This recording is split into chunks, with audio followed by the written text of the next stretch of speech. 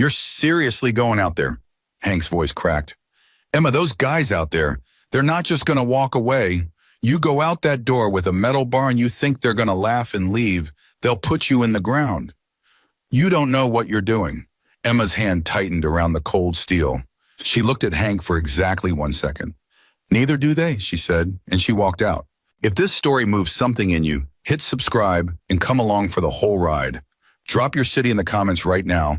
I want to see how far this story travels. The last customer before Grizzly Monroe walked through that door had been a trucker named Dale, who ordered a slice of apple pie, left a crumpled dollar bill under his coffee cup, like it was a generous gesture, and pulled out of the lot at 1:47 in the morning without a word.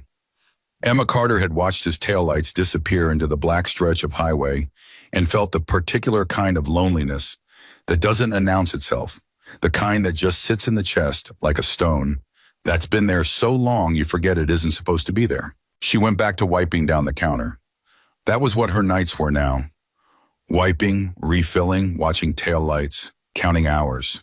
The Starlight Diner sat at the intersection of two state highways that had been busy 15 years ago when the industrial parks along Route 9 were still running full shifts and the truck routes moved through this part of the state like blood through a living body. Now the parks were half empty. The truck traffic had rerouted through the interstate bypass, and the Starlight sat out there like a lit match in the middle of a field at 2 in the morning, visible from far away, surrounded by nothing serving almost no one. Emma had been working the overnight shift for 8 months. She'd taken it because the overnight differential added 60 cents an hour to her base wage, and 60 cents times 8 hours times 5 nights was $24 extra a week. And $24 was a tank of gum, and a tank of gum was the difference between getting to work and not getting to work, which was the difference between keeping this job and losing it. She had learned to do the math that way, not in terms of what she could afford, but in terms of what she could not afford to lose. At 31, Emma Carter had the kind of face that made people trust her, immediately, open direct with gray eyes that paid full attention when you spoke to her. She wasn't a woman who invited pity, and she didn't carry herself like someone who expected rescue. She carried herself like someone who had been handling things on her own for so long that handling things on her own had simply become the texture of her life. You wouldn't look at her and see struggle. You'd look at her and see someone who showed up. But the truth of her life at 2 in the morning after Dale and his crumpled dollar bill drove away was this. She was $430 behind on rent. Her landlord, Mr. Petrosian, had given her until Friday. This was Tuesday. Her checking account held $62. She had a dental appointment she'd been canceling for 3 months because she couldn't meet the copay. Her car needed new brake pads. The grinding sound when she stopped had been getting worse for 6 weeks, and she'd been calculating the odds of making it through each shift. Without the brakes failing entirely, the way you calculate things when you cannot actually afford to fix them, and so you manage the risk instead. She had no family to call. Her mother had passed 4 years ago. Her older brother Patrick was in Phoenix dealing with his own disaster of a marriage and 3 kids under 5 years old. And the last time they'd spoken, she'd told him everything was fine because she could hear in his voice how tired he was, and she hadn't been able to bring herself to add to it. She had Hank. Hank Bridwell was 63 years old, a former Army cook who'd been working the Starlight's night shift kitchen for 11 years. He had a gray beard that he kept trimmed close, a voice like gravel being slowly poured, and a habit of reading paperback westerns between orders with a penlight held between his teeth. He called Emma Carter, the way a sergeant might call a soldier, which was actually the most affectionate thing he knew how to do. He fed her. Not obviously, he'd just slide a plate through the window when the kitchen was slow. A sandwich, a bowl of soup. Once without any comment at all, full plate of biscuits and gravy at 3 in the morning, which Emma had eaten standing at the counter because sitting felt like admitting how hungry she actually was. "Carter," he said from the kitchen window around 1:55, not looking up from his Western. "You've been wiping that same section of counter for about 4 minutes. It's a stubborn spot. It's linoleum. It doesn't have a sole to break." Emma set the rag down. She poured herself half a cup of coffee. She kept her own consumption tracked because even the diner's staff coffee felt like a resource she should use carefully, and she stood at the far end of the counter and looked out through the big plate glass window at the empty parking lot. She was doing the math again. The Friday math, the $430 math. She'd worked out 3 possible scenarios. One, call Mr. Petrosian and ask for another extension, knowing he'd almost certainly say no because he'd already given her one. 2, ask Hank to lend her money, which she'd been refusing to do for 6 months, because once you did that, you changed the nature of a thing, and she didn't want to change the nature of what she had with Hank, which was the closest thing she had to stable in her life. 3, check the balance on her secondary bank account, the one she'd set up 3 years ago, with the firm intention of building an emergency fund in which currently held, she knew this, precisely $41. None of the scenarios ended with her having $430 by Friday. She was still looking at the parking lot when the sound started. It began as a vibration she felt before she heard something deep and rhythmic moving through the soles of her shoes from the floor, traveling up through her legs. Then it became sound, low and rolling and enormous like distant thunder that didn't stop. And then it became visible, one single headlight cutting through the dark beyond the parking lot, growing steadily larger until the motorcycle pulled in off the highway and the engine sound filled everything. She felt the sound in her back teeth. Hank came to the kitchen window. He looked at the window, then he looked at Emma. He didn't say anything. The bike that came to rest in the parking lot wasn't a motorcycle the way a standard motorcycle is a motorcycle. It was a machine that looked like it had been built by someone who took the concept of a Harley Davidson and then decided that wasn't serious enough, heavily customized dark chrome and matte black handlebars that swept wide saddlebags worn and road-beaten in a way that told you this thing had covered serious miles.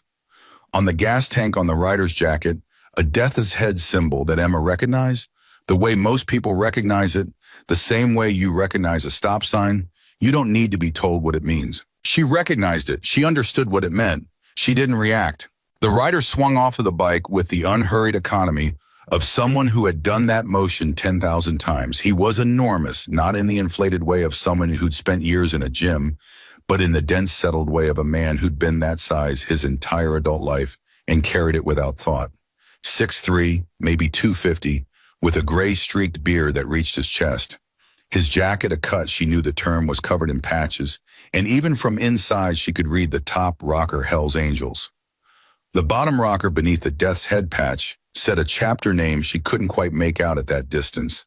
His hands, when he pulled off his riding gloves, were enormous, scarred, the kind of hands that had a history. He walked to the diner door. He opened it. He came in. Emma had been a waitress long enough to know that you did not let your face show the assessment happening inside your head. You learned to read people fast, who was drunk, who was angry home, who was about to make a problem, who just needed coffee and quiet. And you learned to translate all of that into the same, even professional expression, regardless of what the reading told you. It was a survival skill, and she developed it well. She applied it now. Evening, she said. Sit anywhere you like. Menus on the table. He looked at her, just for a moment. The eyes were dark and very still, and they had the quality of eyes that had learned to take in a room completely in a single sweep, the kind of situational assessment that becomes second nature after enough time spent in environments where missing something could matter. He took in the diner, the empty booths, the counter, the kitchen window where Hank was very carefully not looking, and then he walked to a corner booth without a word and sat down facing the door. Always facing the door. Emma noted it, filed it, walked over with her order pad. Coffee, black, he said. His voice was low and unhurried, not unfriendly, just a voice that had been decided for a long time about what it was. You want a minute with the menu, or do you know what you want? Give me a minute. Take your time. She poured his coffee and went back to the counter. Behind her, she heard Hank shift in the kitchen. She could feel the particular quality of the silence in the diner. Now it had changed character, the way a room changes character when the weather outside changes. The quiet was still quiet, but it had a different weight. She glanced at Hank through the window. He met her eyes for half a second and then went back to his book, which she knew meant, I am pretending to read my book, but I am paying complete attention to what is happening in that dining room. She went back to the corner booth. What can I get you? Eggs, he said. Over easy, bacon, wheat toast. Hash browns or home fries? Hash browns. Side of anything else? That's it. She wrote it down. Coming up. She turned to go. His voice stopped her, not loud, not demanding. Just dropped into the air like a stone into still water. How long you been working this shift? She turned back. 8 months. Slow. Some nights slower than others. She kept her tone easy, professional, the same tone she'd use with anyone. Tonight's one of the slower ones. He nodded, looking out the window at the highway. Whatever he was thinking, he kept it. I'll get your order in, she said. She put the ticket through and Hank took it without a word. And for the next several minutes, the diner fell back into its particular kind of 2 a.m. quiet, the hiss of the griddle, the hum of the refrigeration units, the occasional pass of a vehicle on the highway outside. The man in the corner booth drank his coffee and looked at the window and didn't fidget, didn't check his phone, didn't do anything but sit. Emma had served 1,000 people in this diner, and very few of them had the ability to simply be still, the way he was still. Most people, even alone, perform small acts of restlessness, phone screens, sugar packets, the unconscious tapping of a foot. This man sat like someone who had long ago made peace with silence. She brought his food when Hank slid the plate through. He looked down at the plate and then up at her. Name's on your badge, he said. Emma. That's me. Jack Monroe. He said it the way people say their name when they're not giving you more than the name, just the facts. Most people call me Grizzly. All right, Grizzly. She held her order pad against her chest. Good. He'd already lifted his fork. Give me a minute to find out. She went back to the counter. Hank came to the window. He kept his voice very low. You know who that is? I know what the patch means, Emma said. Beyond that, no. You're handling it right, Hank said, and she understood that to be about as high a compliment as Hank Bridwell had ever paid her. She refilled her coffee. She started going through the math again, the $430 math, because the math didn't stop just because someone large and patched in was eating eggs in her corner booth. Life didn't pause for intimidation.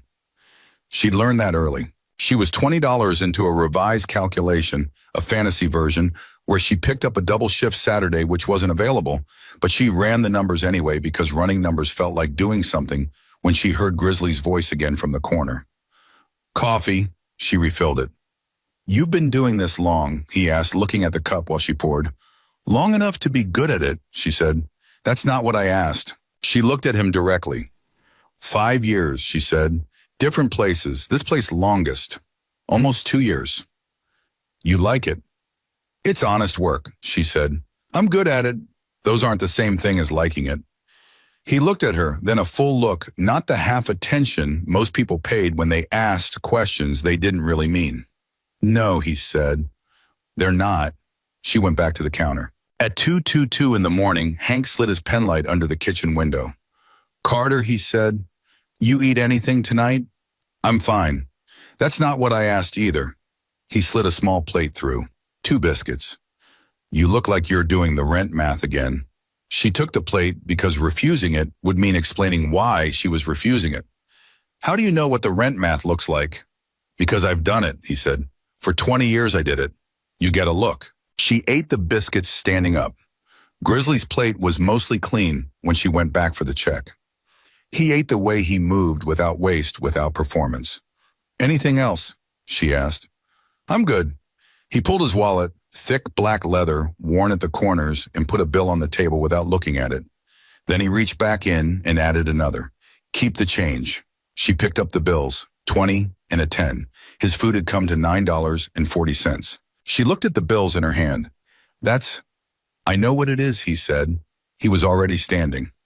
Good coffee. It's the same coffee everywhere, she said. And she didn't know why she said it. It just came out honest and unguarded the way things came out at 2 in the morning. Something shifted in his expression. Not quite a smile, but something. Not everywhere, he said. He walked to the door. Emma stood at the corner booth with $20 and a 10 in her hand, and she thought $20 and a 10 is $30, and $30 plus 430 is 460. And I'm still $460 short, and I'm standing here thinking about tips from a Hells Angels member at 2 in the morning, and this is my life. She said it without bitterness, even inside her head. It was just the fact of things. It was just the math. She cleared the table. She carried the dishes back. Good tipper, Hank said, not looking up. Don't start. I'm not starting anything, I'm observing. She ran the dishwater and put the cup and plate in and looked out through the front window at the parking lot where Grizzly Monroe was standing next to his motorcycle. He wasn't on it. He was standing beside it with his arms folded, looking out at the highway, the way she'd looked at the parking lot earlier, The way people look when they're not looking at a thing but through it at something on the inside. She didn't know why she noticed that. She just did. She turned back to the sink. She was still at the sink, her back to the window working through the dishes when the sound happened. Not a loud sound, not a crash or a shout, just voices. Low, quick, the hushed kind of voices that people use when they're trying not to make noise, which is exactly the kind of voices that carry in 2 a.m. silence. She turned. Through the plate glass window in the parking lot under the cone of yellow light from the lot's single working lamp, she saw them. 2 men, not customers. She would have heard them drive in and she hadn't heard anything. They'd come from somewhere else on foot, from the dark stretch behind the lot, from wherever people came from when they came from nowhere.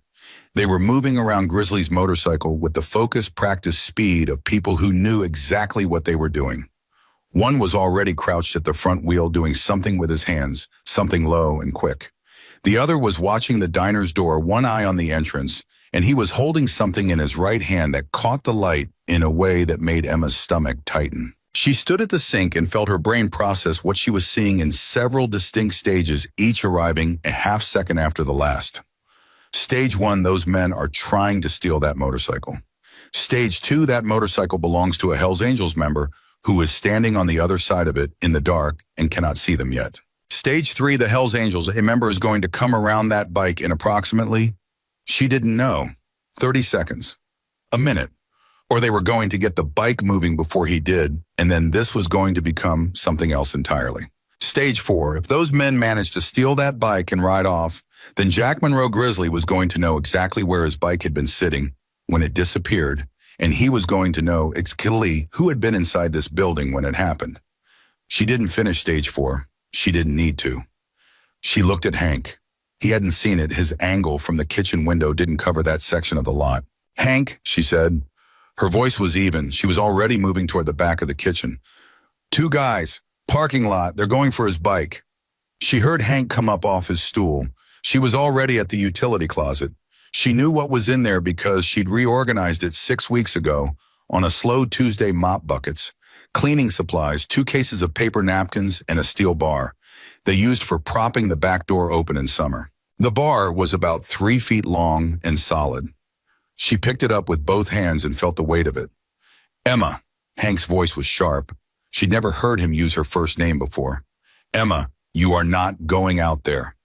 "Call 911, she said. "Tell them what's happening." "That is not," you put that down. "You have no idea who those men are. You have no idea what they're carrying, Emma." "Call it in, Hank." She was already at the front of the diner. "Please." She heard him grabbing for the phone as she pushed through the front door. The night air hit her. Cold. The smell of motor oil and highway, and something like ozone from a storm somewhere far off.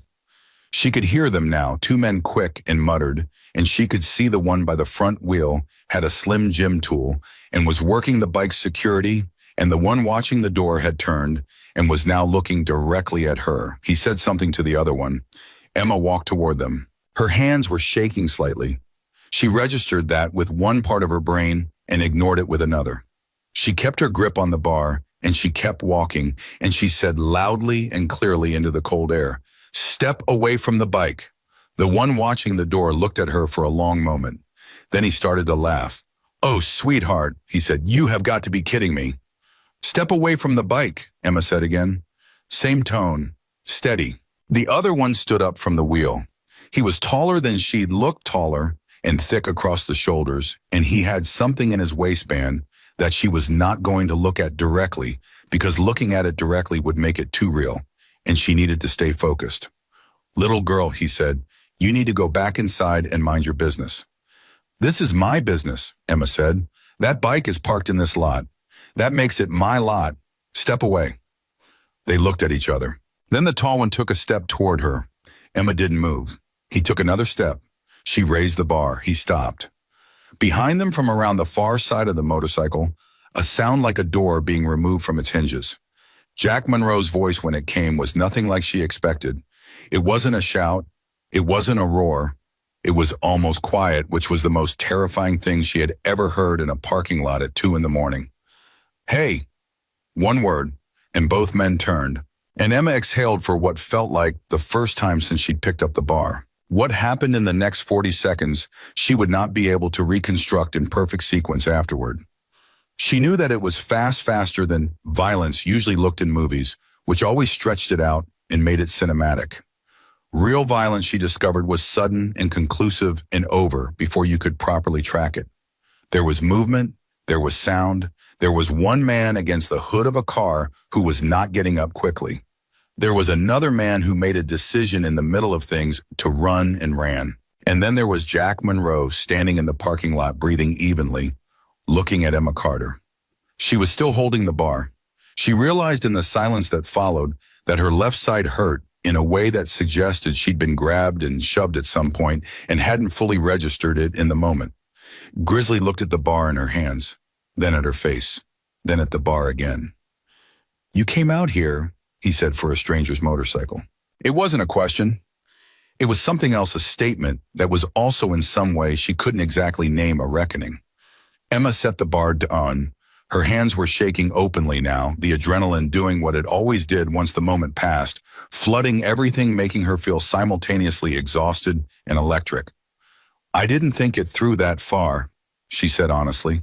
Hank came through the diner door behind her phone in his hand, face white as flour. "Police are coming," he said. Then he looked at the parking lot, then at Emma. "You are out of your mind." "You're not the first person to suggest that," Emma said. Grizzly looked at her for a long time.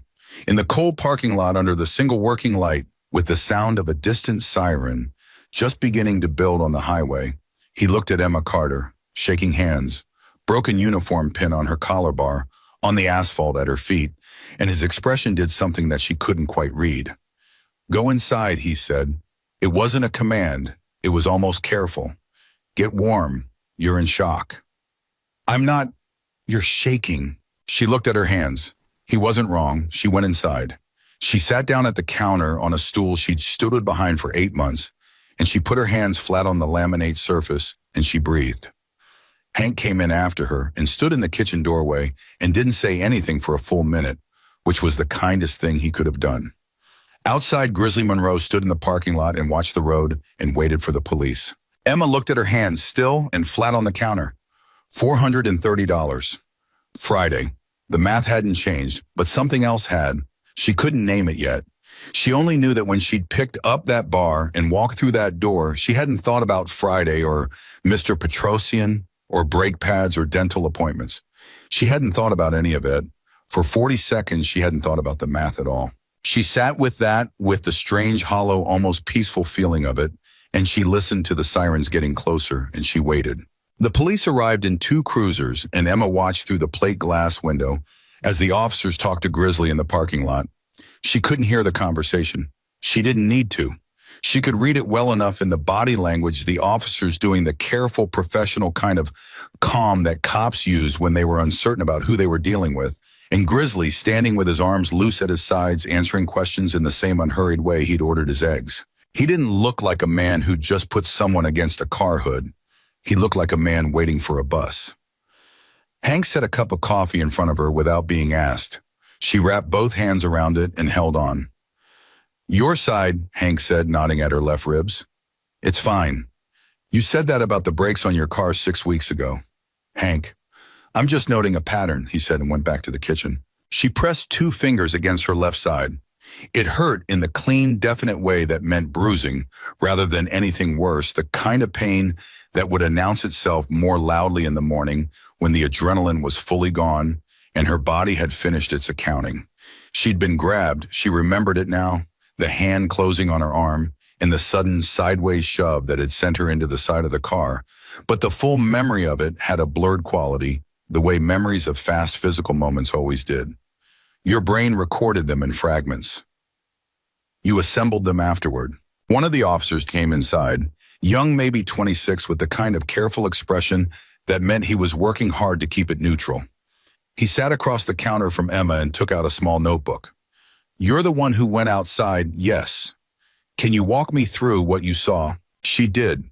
She kept it clean and sequential, the way she'd learned to give information, no editorializing, just the facts in order. The 2 men, the Slim Jim tool, the thing in the one man's waistband that she described without naming because she hadn't seen it clearly enough to name it. The sequence of events. She watched the officer write and she answered his follow-up questions, and she did not mention the bar, except when he asked directly, at which point she told him she'd brought it with her from the utility closet. He looked up from his notebook. Why? She considered the question.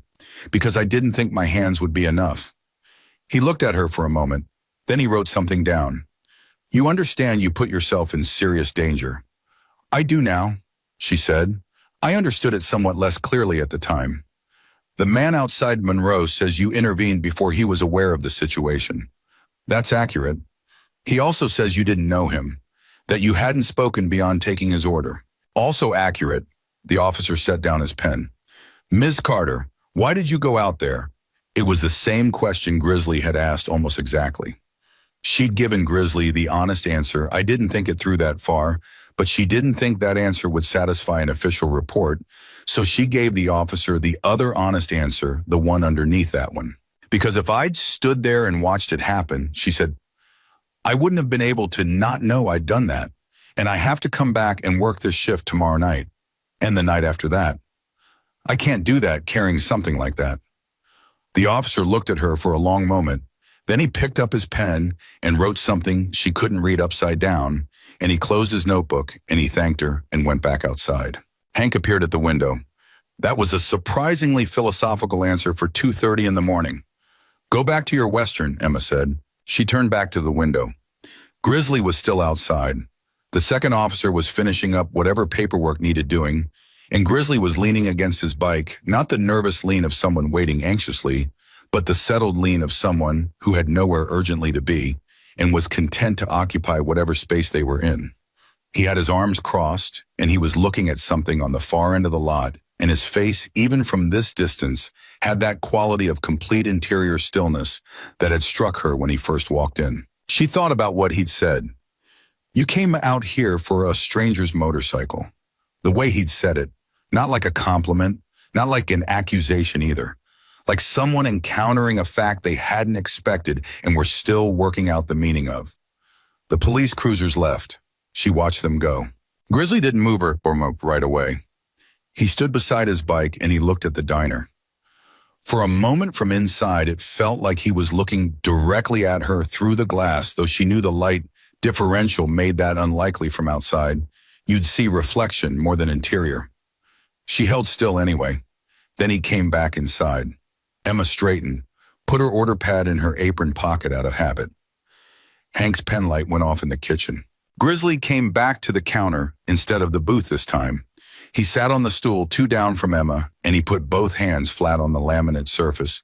And for a moment they were sitting in essentially identical positions, both with hands flat on the counter, both looking at the space in front of them rather than at each other. You need more coffee, she asked. No, he paused. Your side. Bruised, not broken. How do you know? Because I've had both, and I know what both feel like. She said it without dramatics. It was just a fact. He was quiet for a moment. When they grabbed you, it was fine. It wasn't fine, he said. It happened fast, and you didn't go down, which tells me you've been hit before, and you know how to take it, which is a thing nobody should know how to do, but some people do, because they've had no choice but to learn it. He paused, not looking at her. I'm saying I saw it, that's all. Emma didn't answer immediately. There was a specific kind of discomfort in being accurately seen by a stranger, especially when the thing they were seeing accurately was something you'd trained yourself not to display.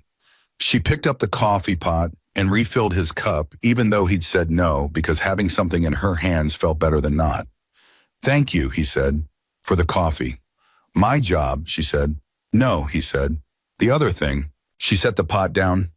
You would have seen them eventually. Maybe, he said. Maybe not in time. A beat. That's not the point. What is the point? He looked at her, then full direct, the same complete attention he'd paid her when she answered the question about how long she'd been working this shift. The point is that you came out into a dark parking lot at 2 in the morning with a metal bar to protect something that had nothing to do with you. And you didn't run when they pushed back. And you're sitting here now talking about it like you went outside to take a trash bag to the dumpster. Emma looked at the counter. I'm not as calm as I look. I know that, he said. That's what I'm saying. You're running on empty and you went out there anyway. Something about the phrase running on empty landed differently than he probably meant it. It hit her in the chest in the specific place where she kept the $430 math, the $62 checking account, the dental appointment she couldn't make, the breaks she couldn't fix. She felt a sudden, dangerous pull of something that wanted to crack open, and she put her hands flat on the counter, and she breathed through it, and she kept her face even. Occupational habit? She said. He looked at her like he wasn't entirely buying that, but he didn't push. Where are you from? He asked. Originally Eastern Ohio. Small town, nothing town. Came here 6 years ago for a relationship that didn't last, and stayed because leaving cost money I didn't have. She didn't know why she told him that. It was 2:30 in the morning and her left side hurt, and she just had the most physically dangerous 12 minutes of her adult life. And something about the quality of his listening made things come out of her mouth before she finished deciding whether to say them. Ohio, he said. I know some people from Ohio. People from Ohio are everywhere, she said. We're like dandelion seeds. Wind picks us up and sets us down wherever. The corner of his mouth moved, the almost smile from before, the same one brief and tucked away. That's a good way to put it. I have my moments. They sat quietly for a minute. Outside, the highway was empty, and still the way it got in these deep hours, when the state felt like it had exhaled all its traffic and was resting. She could hear the refrigeration units. The low sound of something on Hank's radio in the kitchen. Country music kept very quiet. The one who ran, she said. They'll find him. Probably not, Grizzly said flatly. He's not going to file a report, and neither party particularly wants police involvement beyond what's already happened. And the other one? He made his choices. She absorbed that. Is this something that happens to you regularly, people going after the bike? He picked up his coffee cup, turned it in his hand slowly. There are people who think that taking something from someone like me is some kind of trophy, or they think it proves something, or they're just desperate and they see expensive hardware parked alone, and they make a calculation. He set the cup down. Most calculations involving my property don't end well for the person doing the calculating. But tonight it almost did. Tonight was different, he said, and the way he said it quietly without any performance told her he wasn't just talking about the tactical situation. She didn't know what to do with that. Why were you on the road tonight? She asked. Not prying, just it was 2 a.m. and he was alone on a highway, and she was tired enough that her filter between thinking and speaking was thinner than usual.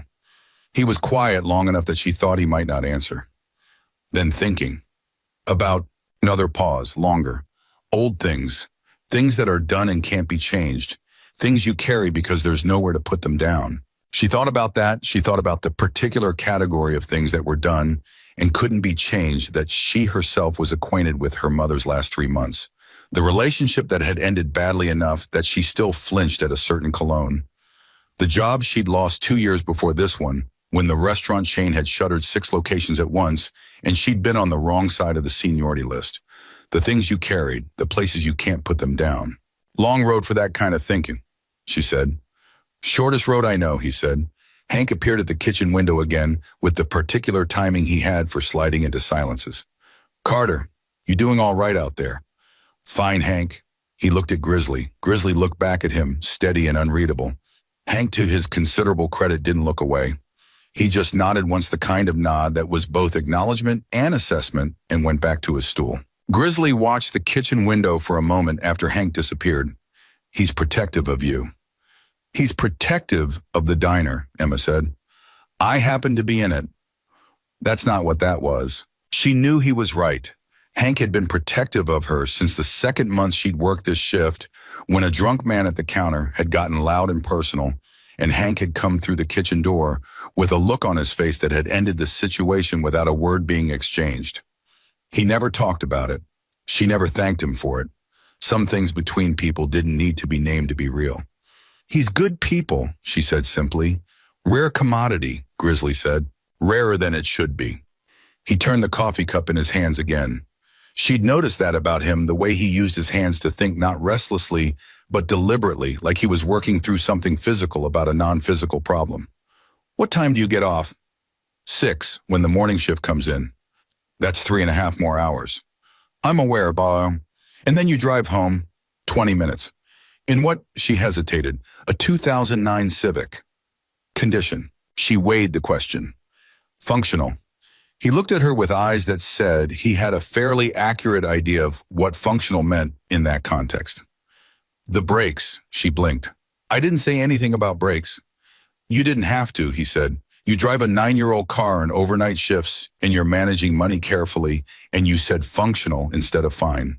Brakes are usually the thing. She stared at him for a moment. Are you always this perceptive at 2 in the morning? I'm always this perceptive, he said. 2 in the morning just happens to be when most people are tired enough to accidentally confirm things. She laughed. It surprised her, the laugh. It came out small and real and slightly startled the way laughs did when they weren't planned.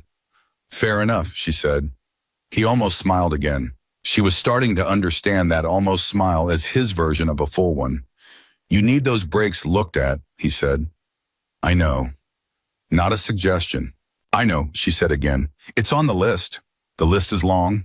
She said it without self-pity. It was just the truth. The list was long and it had a specific order that was determined not by priority, but by financial reality, and the brakes were on it in the section that said, when possible, rather than the section that said this week.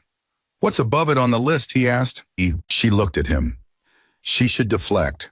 She should say something light and close the subject the way she did with everyone who got too close to the actual architecture of her current situation. She'd gotten very good at that deflection, practiced it so often it was nearly automatic.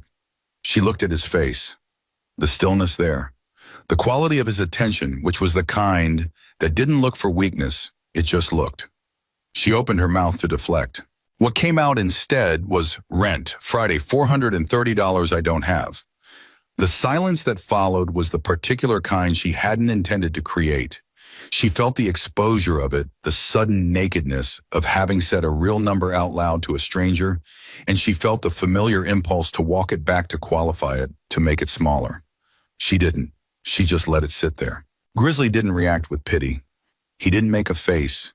He didn't say something placating. He just absorbed it the way he seemed to absorb everything and let it settle before he responded. Friday, he said. Friday. And it's Tuesday. Tuesday, she confirmed. Or Wednesday, technically, at this point. He nodded slowly. He turned the cup in his hands one more time. He set it down. Then he reached into his jacket. Emma's spine went straight before she could stop it. The fast, involuntary physical response to a large, patched-in man reaching into his jacket at 2 in the morning. She corrected it immediately, made herself stay still, but she felt him notice it, the tiny flinch, the half-second of held breath. He pulled out his wallet, set it on the counter, opened it unhurried. Emma shook her head before he could get any further. No, Emma, no. Her voice was firm. She kept it without heat, but she kept it. That's not why I told you. I wasn't asking. I know you weren't asking. Then I appreciate it, but no. I don't take money I haven't earned. He looked at her steadily. You earned it tonight. I earned your tip, she said, which you already left, and which I'm grateful for. But that's different from I can't take money from you. I don't know you. You know my name, and you know I ride a Harley, and you know I take my eggs over easy. He said it without irony. That's more than some people know about each other when they help each other. Grizzly. She used his name deliberately for the first time. She watched something register in his face when she did. I went out there because it was right, not because I needed something back. If I take money because of it, I change what it was, and I need it to be what it was. He looked at her for a long time. He closed the wallet, put it back in his jacket. All right, he said. She exhaled. Thank you for understanding.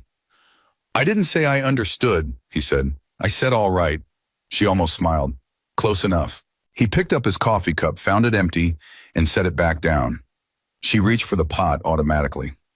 He covered the cup with one hand, big hand scarred across the knuckles, a ring she hadn't noticed before on the third finger that wasn't a wedding ring, some kind of insignia she didn't look at closely. I'm good, he said. Thank you. She set the pot back. You should ice that side when you get home, he said. I will. You won't. She looked at him. He was right. She'd probably fall asleep in her car coat before she made it to the freezer. Probably not, she admitted. Bag of frozen peas works better than ice anyway. Conforms to the shape. You sound like someone who's had cause to use that method. More than once, he said. He stood from the stool and reached into his jacket. Again, she stayed still this time, and he took out a card, plain white, a phone number handwritten on it in black ink, and below that, Monroe, nothing else. He set it on the counter. If the situation gets critical before Friday, he said, not an offer, a number. You decide what to do with it. She looked at the card. She didn't pick it up. Grizzly. You don't have to call, he said, but you can. He looked at the card, then at her. You went out into a dark parking lot alone for a stranger.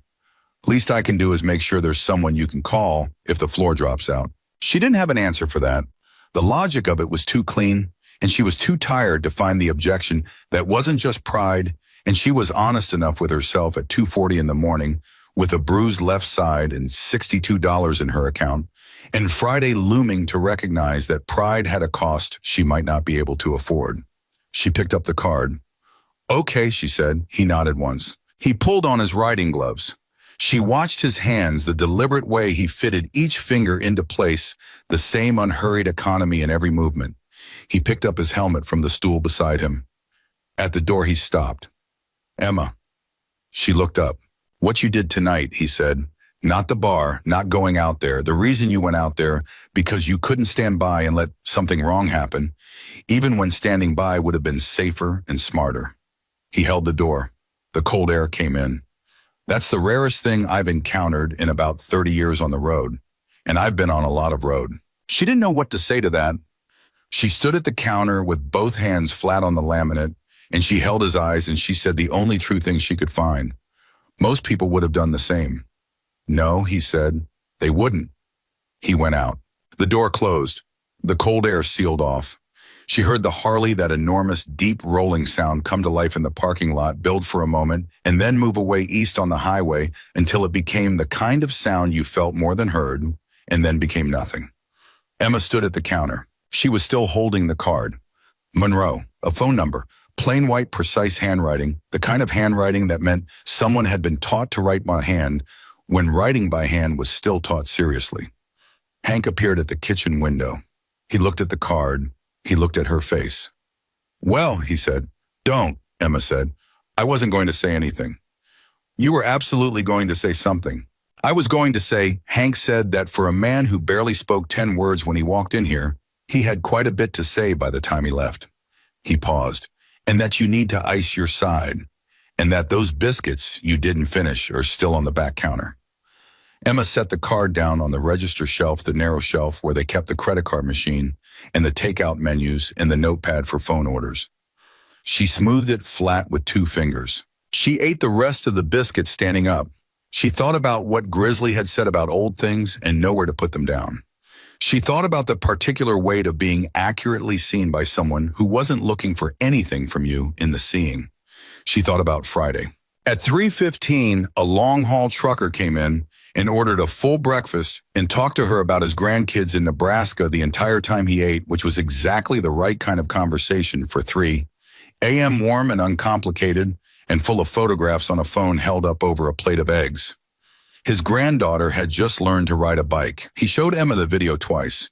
She watched it both times and meant it when she laughed at the wobble and the catch and the kid's shriek of surprised triumph. After he left, the diner went quiet again.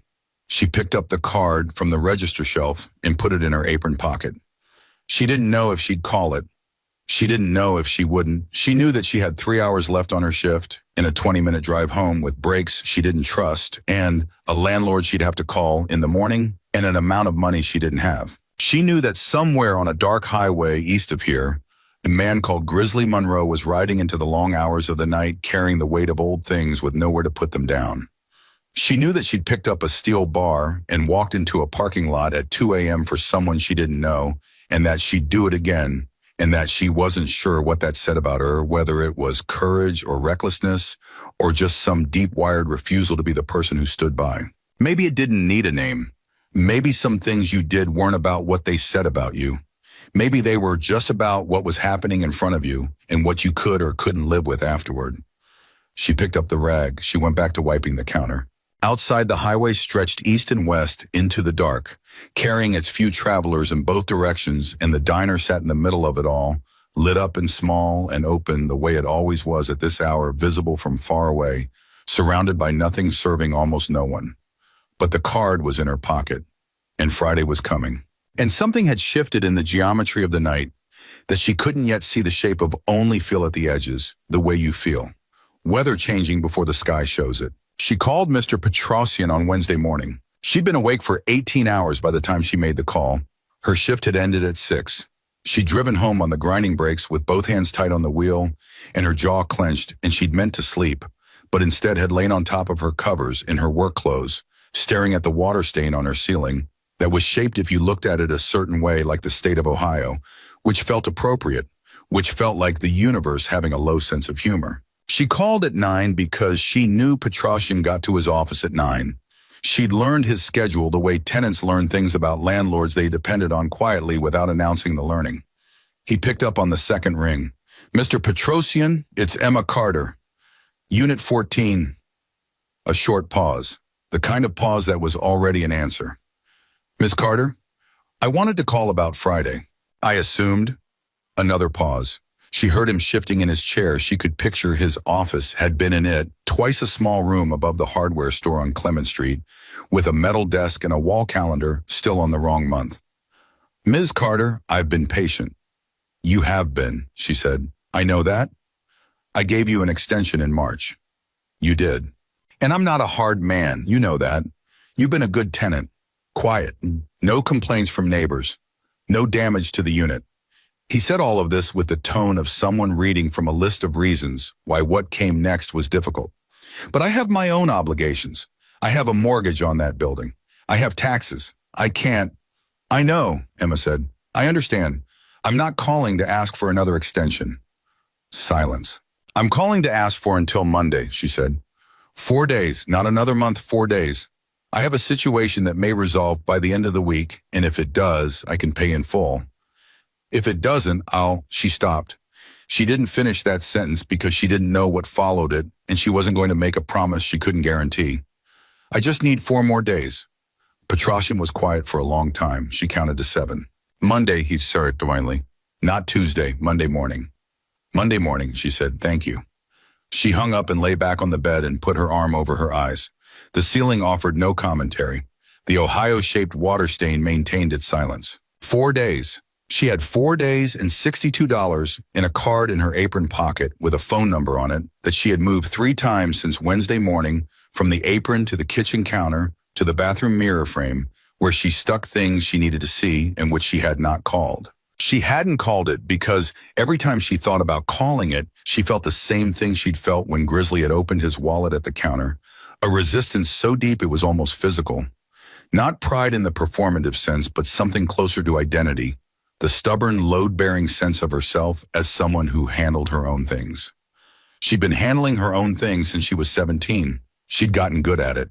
She didn't know who she was without the handling. But she also knew, with the flat clarity that came from 18 hours without sleep and a bruised left side that had fully announced itself overnight, that identity was a luxury that cost money she didn't have. She slept until 2 in the afternoon. She woke up and ate a bowl of cereal, the off-brand kind, the one that tasted like cardboard, sweetened with ambition, and she looked at the card on the bathroom mirror. She didn't call. Not yet. She went to work Thursday night and said nothing to Hank about the call to Petrosian, which meant Hank said nothing to her about it either, and they maintained the particular comfortable equilibrium of 2 people who knew each other well enough to respect the spaces the other person kept closed. The shift was slow. 2 customers before midnight, 1 after. She wiped counters and ran her calculations and watched the highway. She didn't look at the parking lot the way she'd looked at it before Wednesday. She looked at it differently now, with a different quality of attention, a heightened awareness of dark edges and movement in peripheral spaces. She hadn't expected that. She hadn't expected that 40 seconds in a parking lot would change the way she inhabited her own body for days afterward. Hank noticed. Of course he noticed. "You keep checking the lot," he said at around 1 in the morning. "Habit." "New habit," he said, "as of Wednesday." She set down the rag. "I'm fine, Hank." "Emma," again with the first name. She was learning that Hank used her first name specifically when he meant a thing seriously. What you did Wednesday night that was brave, I mean that. But brave and smart aren't always the same thing, and you scared me badly, and I need to say that. She looked at him. His face through the kitchen window was serious in a way he usually kept behind the Western novels, and the dry remarks open and a little worn the face of someone who'd been worried for 2 days and was only now saying it. I know, she said. I'm sorry I scared you. Don't be sorry, just... He stopped, picked up his pen light, set it down. Just tell me you'd think twice before doing it again. I'd think twice, she said. He looked at her steadily. I would, she said. I'd think twice and then I'd probably still go. He was quiet for a long moment. Then very quietly, yeah, I know you would. He picked up his novel. That's what worries me. Friday came with the specific cruelty of days you've been dreading. Emma woke at noon and lay in bed and looked at the bathroom mirror across the hall, where the card was still stuck in the frame. She could see it from the bed-white rectangle small enough that from this distance she couldn't read it, just saw the shape of it. She did the math one more time. She'd been doing it so many times it was automatic now, like a song stuck in your head. 62 calls in checking, 41 in savings. The 112 she'd made in tips over the last 3 nights. Minus gas, minus the 2 bags of groceries she'd needed, minus the copay she hadn't paid, but that the pharmacy had been calling about net, at the end of all of it, $209. Against $430. $221 short. She got up. She walked to the bathroom. She took the card off the mirror frame and held it. Monroe, the phone number, plain ink on white card. She thought about what he'd said. Not an offer, a number. You decide what to do with it. She thought about what she'd told the police officer. I can't do that carrying something like that. She thought about Petruccian. Monday morning she dialed. It rang 3 times. She was already composing on how to leave a voicemail, how to keep it short and dignified and not sound like what she was, which was a woman standing in her bathroom at noon on a Friday with $209 and a Monday deadline when it picked up. Emma. He said her name immediately, like he'd been expecting it, like her number had already been logged somewhere behind those dark, still eyes. It disarmed her so completely that for a full 2 seconds she said nothing. You there, he said. I'm here. She steadied. How did you know it was me? I kept the number from when the police talked to you. Oh, she absorbed that. That's slightly alarming. It's practical, he said. Are you all right? She looked at the mirror. Her own face looked back. Tired, clear-eyed, honest. I'm calling about the number, the situation. I need to be clear that I'm not asking for Emma. I need to be clear. I heard you Wednesday night, he said. His voice was even, impatient, and completely unrattled. I know what you're not asking for. What do you need? She told him the number, the real number. $221, she said, by Monday morning, and she would pay it back in installments starting next paycheck, and she had the schedule worked out if he wanted to hear it. He was quiet for a moment. Then, where do you live? She told him. I'll be there in an hour, he said, and he hung up. She stood in her bathroom and held the phone and felt a particular mixture of relief and dread that came from having asked for help when you'd built your whole life around not asking. The relief was lighter than she'd expected. The dread was heavier. She put on actual clothes. She tidied her apartment, not frantically, just the practical tidying of someone who had standards, and she sat on her couch and waited. He was there in 55 minutes. She heard the Harley from 2 blocks away, which gave her enough time to stand up and be standing naturally by the window, rather than sprinting to the couch when the knock came. She opened the door. He was in the same jacket, same cut. He looked in the hallway of her apartment building, even larger than he'd looked in the diner. The hallway was narrow, and he had the quality of filling space without trying to. He wasn't alone. Behind him, half a step back, was a woman Emma had never seen before. 60s iron gray hair, cut short, a face that had probably been classically pretty and had grown into something better, strong and direct, and watching Emma with the sharpest eyes she'd encountered since Wednesday night. She was wearing a leather vest too, but her patches were different, smaller set of bottom rocker that said supporter, and something else Emma couldn't read. This is Della, Grizzly said. She's with me. Hi, Emma said. Hello. Della's voice was low and precise. She looked at Emma the way a contractor looks at a building, not judgmentally, but thoroughly taking in structure. You're the waitress?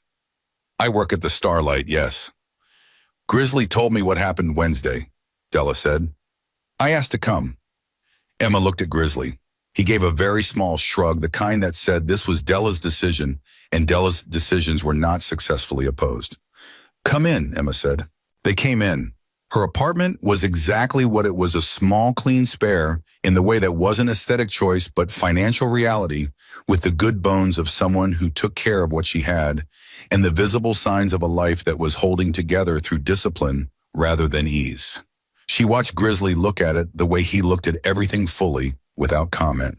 Della sat on the couch without being invited, crossed her ankles, and looked at Emma with complete directness. How short are you? 221, Emma said. And when do you need it? Monday morning. Della looked at Grizzly. Something passed between them that Emma didn't have enough context to read a full conversation in 2 seconds of eye contact. Then Grizzly reached into his jacket and took out an envelope and held it out to Emma. She didn't take it. How much is in there? $430, he said. I told you 221. I know what you told me. Grizzly. $430 is what you owe, he said. 221 doesn't solve the problem. It just shrinks it. Pay the whole thing Monday and close the chapter. I can't pay back $430 as fast as I can pay back 221. I'm not interested in fast, he said. Pay it back when you can. She looked at the envelope. She looked at his face. Why buy my income? We covered this Wednesday. We covered why you were grateful, she said. We didn't cover why that translates to $430 in an envelope. He held her eyes. Because I have it, and you need it, and you earned it by going out that door with that bar before you knew I was behind you. That's the translation. Della made a small sound, not quite a word, something between a breath and an affirmation, and looked at the window. Emma took the envelope. She held it with both hands. The weight of it was strange, not heavy in a physical sense, but in some other sense, the weight of a thing received when you'd been doing all the giving for so long that receiving had become foreign. I'll pay it back, she said. I know you will, he said. Simply, not as doubt, not as reassurance, just as a fact he'd already filed. Della stood. The car, she said to Grizzly. He nodded. Emma looked between them. What about the car? The brakes, Grizzly said. Her stomach dropped. No. Emma. No, she said firmer. The money is, I can accept the money because I understand the logic and I can see my way to paying it back. But my car is my car and I don't need. You are driving on failed brake pads, Della said. Her voice was not unkind, but it was not soft either. It was the voice of someone who had run out of patience for the particular brand of pride that put people in danger. You drive to work at midnight on an empty highway, on a car with failed brakes. They haven't failed. They're failing, Della said. There's a difference between failing and failed that people like to use to feel better about a dangerous situation, and it is not a difference that helps you if someone pulls out in front of you on a dark road. Emma opened her mouth, closed it. Della looked at her steadily. My son-in-law has a shop 8 blocks from here. He will look at the car today, and he will not charge you, and that is not a negotiation. It is a fact I have already made arrangements for. You can be angry about it if you want, but you will have it looked at. Emma looked at Grizzly. Don't look at me, he said. She's been like this for 20 years. I've never won. Della almost smiled. It was a different almost smile from Grizzly's, where his was warm and tucked away. Hers was sharp and brief, the smile of someone who was right and knew it and didn't need to labor the point. Emma looked at the envelope in her hands. She looked at these 2 people in her living room. A massive, quiet man with a death's head on his chest who'd driven 55 minutes on a Friday afternoon with $430 in an envelope, and a sharp-eyed woman who'd already called her son-in-law. You're very organized, Emma said. I'm efficient, Della said. Different thing. The shop was 8 blocks away, and Della was right about all of it. The mechanic, a stocky man named Reuben, who had Della's eyes and his own considerable directness, put the car up on the lift and spent 15 minutes and then came and stood in front of Emma with the expression of someone who was working to keep his professional neutrality intact. Both rear pads are at about 4%, he said. Front left is at 10, Front right is at 8. He paused. You've been driving on 4%. How long could I have kept going? Emma asked. He looked at her. On the highway at night with wet roads. He exhaled through his nose. You got lucky. She sat in the waiting area of the shop while Reuben worked. Grizzly sat beside her. Della had gone to make phone calls in the lot, or possibly to manage other aspects of other people's lives. Emma had gotten the impression very quickly that Della's efficiency extended broadly. She's terrifying, Emma said. Yes, Grizzly said, in the best possible way. Yes. How long have you known her? 22 years, he said. She married into the club. Her husband was a good man. He's gone now, 6 years. A pause. She stayed. Nobody asked her to. She just stayed. Emma thought about that, about what it meant to stay when you no longer had to, about the category of people who were in your life because of love that had survived the person who'd been its original vehicle. She seems like the kind of person who makes decisions once, she said. Exactly once, Grizzly said, and then she's decided. They sat quietly for a while. The shop's sounds were their own kind of white noise metal on metal, the air compressor cycling, Reuben's radio playing something country and indistinct. Emma had the strange, unfamiliar feeling of being taken care of, and she was examining it the way you examined an unfamiliar sensation, carefully uncertain whether it was safe. Can I ask you something, she said. Yes. Wednesday night, when I went out, before you came around the bike. She kept her eyes on the shop floor. How long were you standing there before you came around? A beat. Long enough, he said. She looked at him. How long? He was quiet for a moment. Then long enough to see what you were doing, what you decided to do. Another pause. Long enough to understand what kind of person does that. Why didn't you come sooner? Because I wanted to see if you'd hold, he said. Most people don't hold. Most people back down or run when someone steps toward them. I almost ran, she said honestly. I know, he said, but you didn't. She looked at her hands. What would you have done if they'd hurt me before you came around? The silence that followed that question had a different quality from the other silences. Heavier, colder at the edges. They didn't, he said. But if they had. He looked at the shop floor. His jaw moved once settling. Then the one who ran wouldn't have run far enough, he said quietly. She believed him completely. She believed him in the way you believed a thing, when the person saying it wasn't performing, when the words came from someplace so settled and decided that they had the specific weight of fact rather than intention. She didn't ask anything else about it. Reuben finished in 40 minutes. He came out wiping his hands on a shop rag, and he looked at Emma with an expression that had softened slightly from his earlier professional neutrality, not soft exactly, but less armored. All 4 pads replaced. Rotors were okay, which is honestly better than I expected. He handed her the keys. You're good. Emma stood. What do I owe you? Reuben looked at Della, who had reappeared in the doorway at some point. Della raised one eyebrow. Reuben looked back at Emma. Parts and labor, it'd normally run about $220. Emma opened her mouth. Della already handled it, Reuben said. His tone was carefully neutral on this point.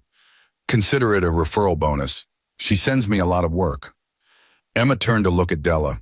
Della looked back at her with eyes that said, we have already covered the part where you argue, and we are past it, and I am not doing it again. Emma closed her mouth. Thank you, Reuben, she said.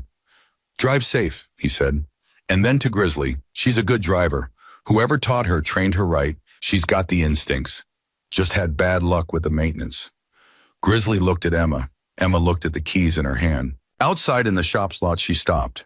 The afternoon had gone cool, and the light had the low, long quality of late fall afternoons, and she stood between her newly braked Civic and the enormous Harley, and she felt something she hadn't felt in, she couldn't say how long, not relief exactly, not gratitude exactly, something that didn't have a clean name, the particular sensation of a load that had been pressing down on your shoulders for so long, you'd forgotten it wasn't just the natural weight of being alive, and then someone removing a portion of it in the shock of suddenly standing straighter without having meant to. She felt her eyes sting.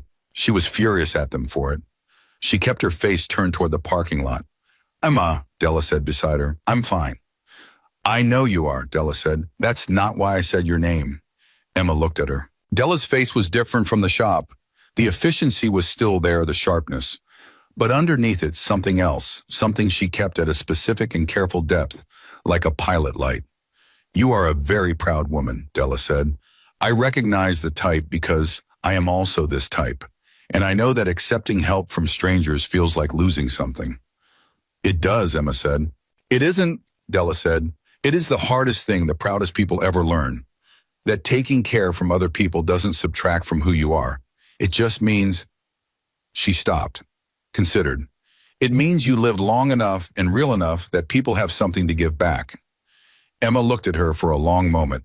My husband used to say, Della continued quieter, that the bravest thing he ever watched anyone do was let someone love them when they'd been taught that love cost too much. She looked at the traffic on the street. He was a wise man. He sounds like it, Emma said. He was. A pause. He would have liked you. They stood for a moment in the particular silence of two women who have just told each other something real. Then Della straightened, the efficiency reassembled like armor, smooth and practiced. Drive safely. The brakes will feel different for the first couple of days, more responsive. Don't overcorrect. Okay.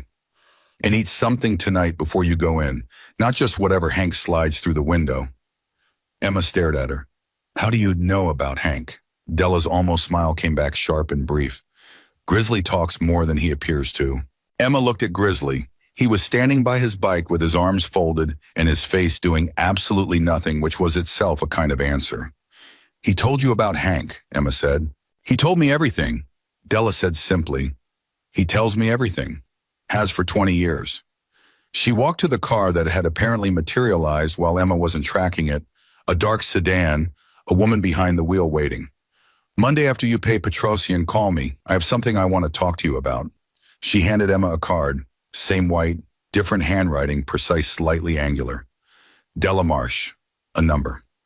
What kind of something, Emma asked. The kind that requires Monday, Della said. Go to work tonight. Take care of yourself. She got into the sedan. It pulled out. Emma stood in the shop lot holding Della's card and her car keys, and she looked at Grizzly, and he looked at her, and neither of them said anything for a moment. She's going to completely rearrange my life, isn't she? Emma said. Very probably, Grizzly said. And you brought her here knowing that. I brought her here because when I told her about Wednesday, she looked at me with that look. And when Della looks at me with that look, I have learned in 22 years that the correct response is to facilitate rather than obstruct. Emma looked down at the two cards she now held, Monroe in black ink, Della Marsh, in the angular, precise hand. She felt the weight of both of them and the weight of the afternoon and the clean, strange feeling of the brakes that would feel more responsive now and Petrosian on Monday.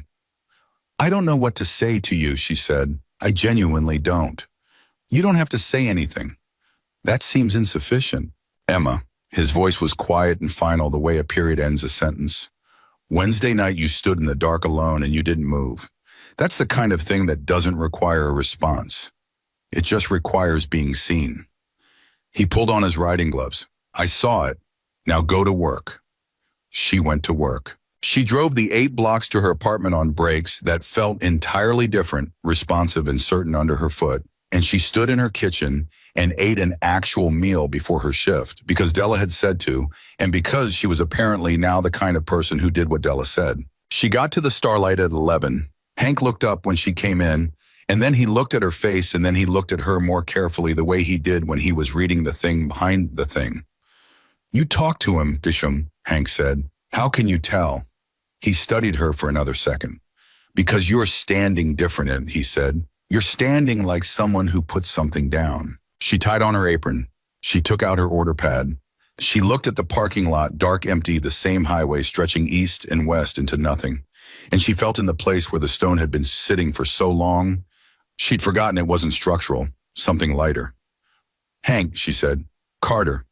You told me once that you did the rent math for 20 years. I did. What stopped it? He was quiet for a moment, in the way he was quiet when he was being honest about something he usually kept behind the westerns. Someone reached in and grabbed the bottom of the spiral and held it. He paused. Took me too long to let them. She looked at the parking lot. Yeah, she said. She picked up the coffee pot. She went to work. She paid Petrosian on Monday morning at 9:03. She drove to his office above the hardware store on Clement Street with $430 in a white envelope. Not Grizzly's envelope, she'd transferred it. Some stubborn instinct making her put the money in her own envelope, as if the container mattered, and she sat across from him at the metal desk, and she counted it out by hand, and she pushed it across to him, and she watched him count it again. He looked up when he finished. His expression did something she hadn't expected, not relief exactly, not satisfaction. Something more complicated. "Ms. Carter," he said, and then stopped like he'd started a sentence he hadn't finished planning. "I know," she said. "It was close. It was very close." He straightened the bills and tucked them into his own envelope. "I want you to know I don't enjoy this part of the job." "I know that too." He looked at her across the desk with the expression of a man who'd been a landlord for 30 years and had made enough difficult phone calls to have feelings about it he'd never fully processed. "You're a good tenant," he said again. The same words from the phone call, but this time they landed differently, less like a list of reasons and more like an apology for having a mortgage. "I'll try to make sure we don't do this again," she said. "I'd appreciate that." He set the envelope in his drawer. "How's the night shift treating you?" "It's honest work," she said, and heard herself echoing what she told Grizzly, and felt the particular strangeness of a phrase that had meant something plain 1 week ago and meant something else now. She drove home on brakes that still felt cleaner than anything she'd driven on in 2 years, and she sat in her car in the parking lot of her building, and she called Della. Della picked up on the first ring. "Done," Della said. "Done," Emia said. "Good. Are you free this afternoon?"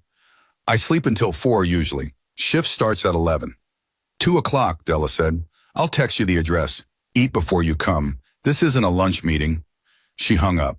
Emma sat with the phone in her hand and thought, I don't know what a lunch meeting with Della would even look like, and I am somewhat relieved not to find out. The address Della texted was a building downtown that Emma didn't know, a converted warehouse space in the district that had been gradually filling in over the past decade, the kind of neighborhood that had been industrial and was becoming something else by increments.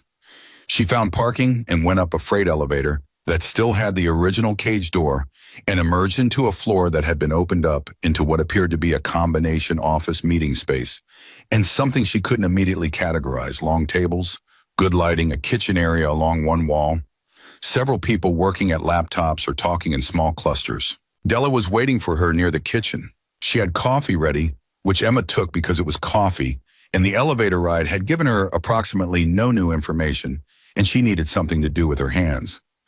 "Sit," Della said, and they sat at a table by the windows that looked down on the street. "What is this place?" Emma asked. "It's a non-profit," Della said. "We do workforce development, job training, placement resume, support legal assistance for people navigating employment barriers." She folded her hands on the table. "We've been operating for 11 years. My name is on the founding documents, but I am not what I appear to be.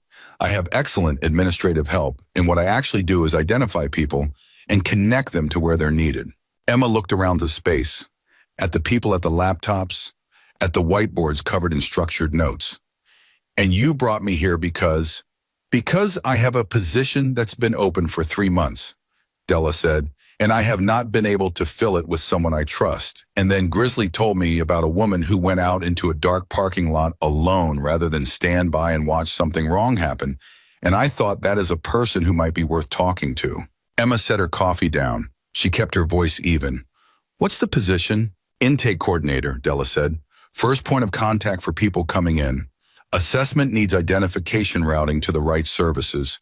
It requires someone who can read a person quickly and accurately, who doesn't make people feel judged, who can hold a lot of information simultaneously and stay calm when things get complicated." She looked at Emma with the same assessment she'd applied in the apartment doorway. "You've been doing a version of all of those things at the Starlight for 2 years. Emma absorbed this. "I don't have a degree. The position doesn't require one. It requires demonstrated capacity and judgment, both of which you have on record as far as I'm concerned." A beat. "The salary is $41,000 to start. Benefits including medical and dental. It's daytime hours 8 to 5 Monday through Friday." Emma felt the number land in her chest like something physical. 41,000. She was currently making roughly 22,000 in a good year with the overnight differential. 41,000 was, she ran it involuntarily, automatically, the way she ran everything. 41,000 was 1,100 more a month after taxes, which was her rent paid and her utilities paid and the dental appointment actually made, and her savings account turned from a wish into a real thing. She kept her face careful. "Why are you doing this?" she said. "Not the position, I understand the position. Why me? You met me for 3 hours on a Friday afternoon." Della looked at her steadily. "I met you for 3 hours," she said. "And in those 3 hours, you argued with Grizzly about money, got emotional about your car, and then controlled it. Precise questions, listened to the answers without interrupting.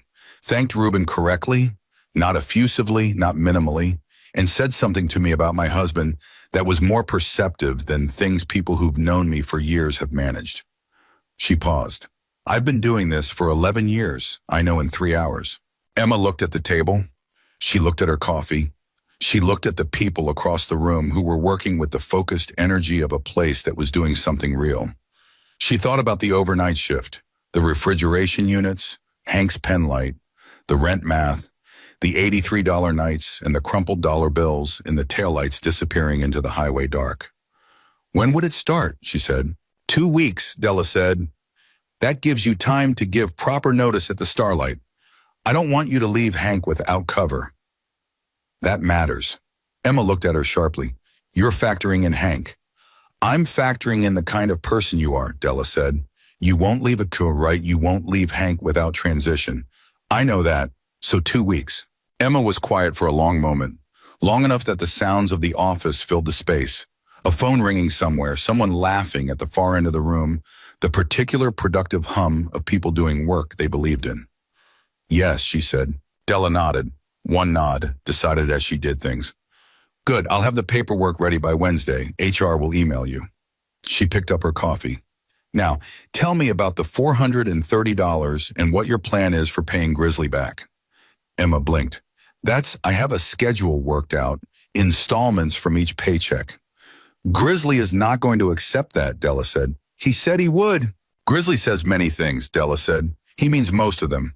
On this particular topic, he is going to find a reason to decline each installment payment you offer, and at the end of it, you will still have the full amount, and he will have successfully avoided being paid back while allowing you to believe the option was open."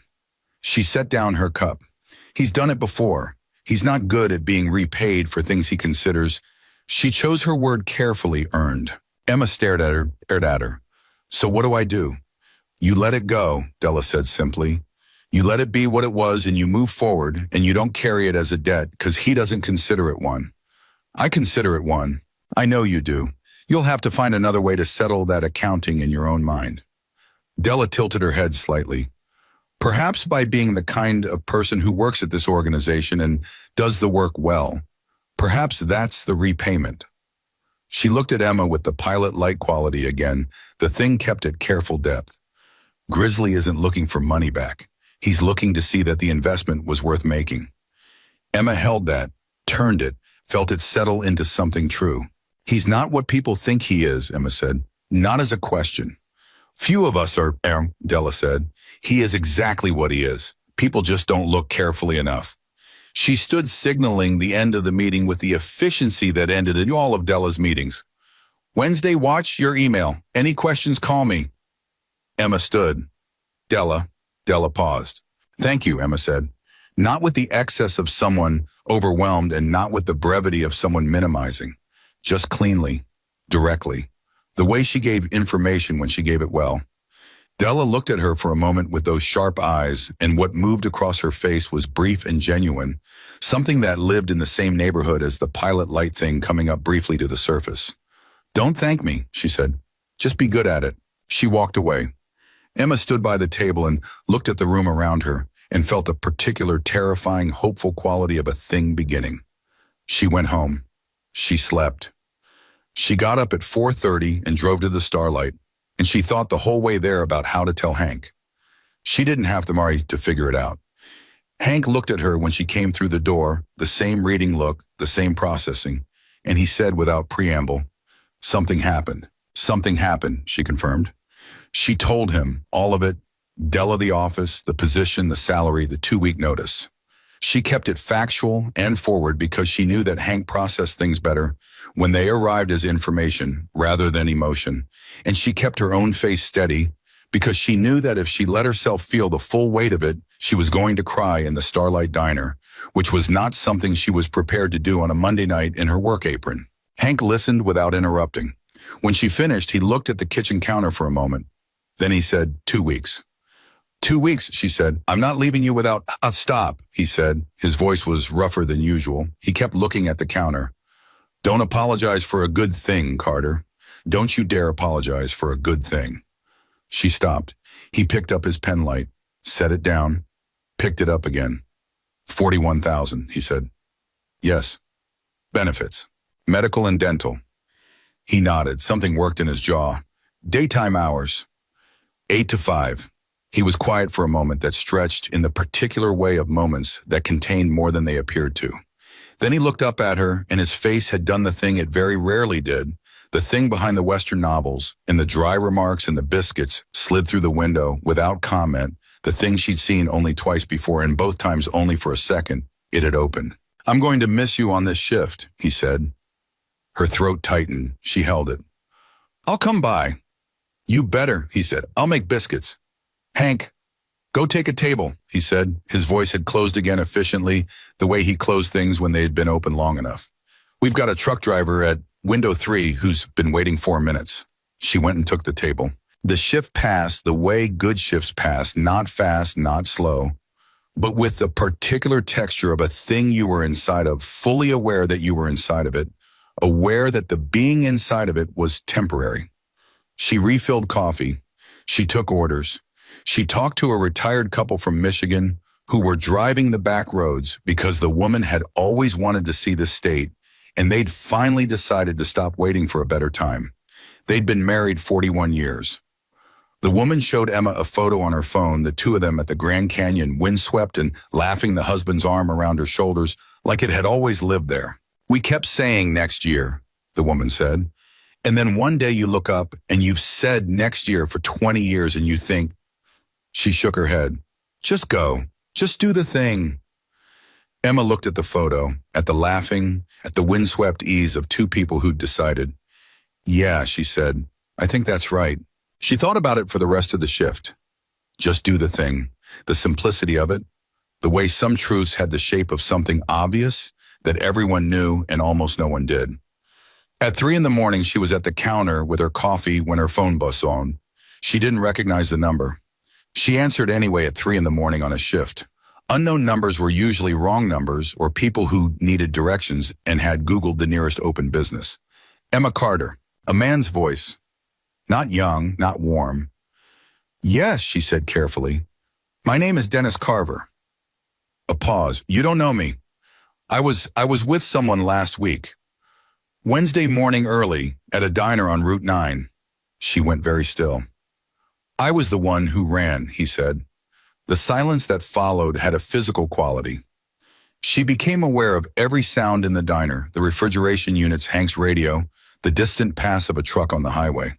She became aware of her own breathing. How did you get this number? She said. The diner's listed, he said, and you're the only female employee on the overnight, so. A pause. I want you to know I'm not calling to cause problems. I'm calling because I haven't been able to stop thinking about what happened. She didn't say anything. She was processing his voice, looking for what was underneath it. What she found was not what she expected. He sounded exhausted. He sounded like someone who'd been awake for 4 days working through something and had reached the end of his capacity to keep working through it alone. What do you want? She said. I want to know if you're okay, he said. If you were hurt. Why? Because you went out there. His voice cracked slightly on the last word, not dramatics. Just the crack of actual feeling in a voice that was trying to hold it. You came out with a bar, and you stood there, and Marcus grabbed you, and I can't. He stopped, collected. I need to know you're all right. Emma looked at the counter, at her hands flat on the laminate. I'm all right, she said carefully. Bruised, nothing broken. A long exhale on the other end. Okay, he said. Okay, thank you. She thought about hanging up. She thought about calling the police. She thought about both of those things and set them aside and said instead, "Why were you there?" A long silence. "My brother," he said, "Marcus. He's been in a bad place for 2 years. Since he lost his job, since his wife left. He's been making bad choices, and I've been trying to keep up with the bad choices, trying to make sure they didn't get fatal. That night he called me, said he had a plan, and Another stop. I should have said no. I knew I should have said no. I said yes because I was afraid of what he'd do if I wasn't there to pull him back." Emma sat with this. "I'm not asking you to feel sorry for us," Dennis said quickly. "I know what it looked like from your side. I know what we were doing. This isn't an excuse. I just need you to know that I saw you come out that door and I saw you stand there and I knew what we were doing was wrong before you came out. And when you came out and stood there," his voice broke again, controlled again. "Something in me it broke. Whatever part of me was still telling me this was okay. It broke." Emma was quiet for a long time. She thought about what she'd told the police officer. Because if I'd stood there and watched it happen, I wouldn't have been able to not know I'd done that. She thought about that phrase, not being able to not know something. She thought about Dennis Carver on the other end of this phone, 4 days of not being able to not know something, calling a diner at 3 a.m. "Your brother," she said, "is he going to be all right?" A pause. There are legal issues now. With the man on the bike. It's not good, but he's alive." A breath. "He could have made it worse. He didn't. I think something happened to him in that parking lot too." "Something happened to everyone in that parking lot," Emma said. Silence. "I don't know what you want me to say to you," Emma said. Not unkindly. "I can't tell you it was fine because it wasn't. And I can't tell you I understand why you were there because understanding isn't the same as excusing." She paused. "But I can tell you that I'm not carrying this. I decided not to carry it. And I think," she paused again, chose carefully, "I think you probably need to figure out whether there's a way to get your brother somewhere that isn't where he's been heading." "Yeah," he said quietly. "Yeah, I know." "That's the thing to do with the energy," she said. "Not calling me at 3 a.m. A pause, then unexpectedly a short sound, not quite a laugh, but adjacent to one. "Yeah," he said. "You're right." Another pause. "I'm sorry for what happened, for what Marcus did." "Okay," she said. "And I'm glad you're all right." "I am," she said. She hung up. She sat at the counter for a moment and held the phone and held the call she'd just had and held the particular strangeness of the universe's habit of delivering you information you hadn't asked for, but somehow needed to have. Hank appeared at the window. He'd heard enough of her side to know something had happened. He looked at her face. "You all right?" "Yes," she said, and this time she meant it completely without the management she usually applied to that answer. "Actually, yes." He looked at her for a moment. He nodded. He went back to his stool. She went back to work. The rest of the shift was quiet. At 5:45, 20 minutes before the morning staff came in, Emma stood at the end of the counter where she always stood at this hour, coffee going cold in her hand, watching the first gray beginning of light on the eastern horizon. The highway starting its gradual awakening, and she took stock of her week the way she took stock of a shift, at the end of it honestly, and without either exaggeration or minimization. Monday morning 8 days ago, $430 behind on rent is $62 in checking grinding breaks, no particular forward horizon. Monday morning today, rent paid. Car sound. A job starting in 2 weeks at nearly double her current income. A card from Della in her wallet. A number from Grizzly she would keep because she understood now that keeping it was not weakness, but wisdom, and the difference between those two things was something she was still learning, but learning faster than she had before last Wednesday. She thought about the retired couple from Michigan. Just go. Just do the thing. She thought about Hank saying someone reached in and grabbed the bottom of the spiral and held it. She thought about a dark parking lot in a metal bar and a moment when she decided not to stand by without knowing what the not standing by would cost, or return without calculating it at all, which was the rarest math she'd ever done, the math of none, the decision made before the numbers arrived. She thought about Grizzly Monroe in a corner booth at 2 a.m. still and silent, over a plate of eggs carrying old things with nowhere to put them down, riding the dark highway east with his lights cutting ahead of him. She thought about what Della had said.